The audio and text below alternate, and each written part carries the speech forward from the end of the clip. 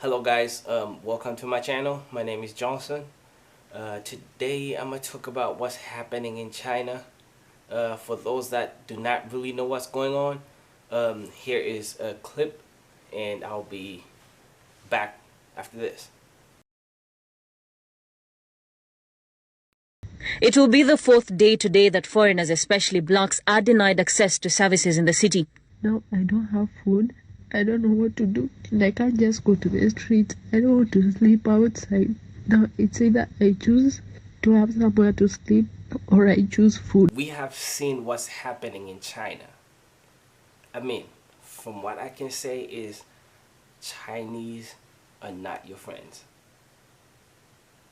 As much as we can all talk about racism in European countries, and we'll say it's everywhere, yeah, but with the Chinese, they are kicking you out of their country in times like this.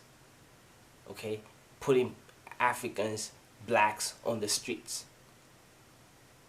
Mind you, sitting down outside, sleeping in the street outside gives you a bigger percentage of you getting COVID-19.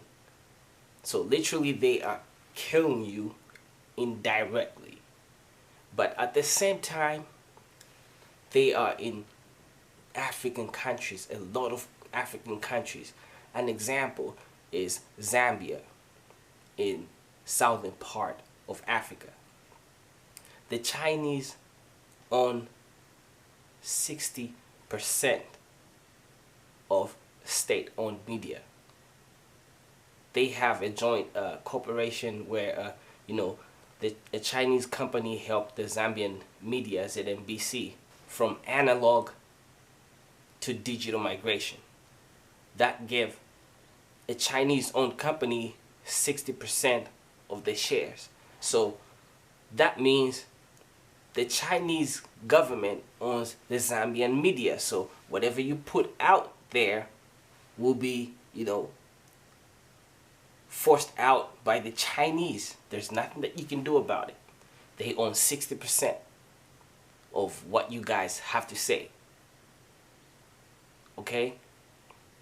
So at the end of the day, comes to all the COVID-19 cases, they might not tell you the truth because it's owned by China. They're kicking you out of their country while they're taking your country away from you. Okay?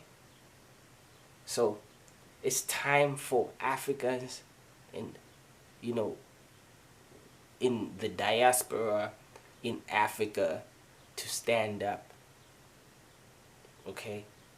It's time for you guys to say no to certain things. As much as we need the West needs us too. Okay? And this whole thing that's happening in the world, like I always say, I'm not really sure if it's 5G and all these things.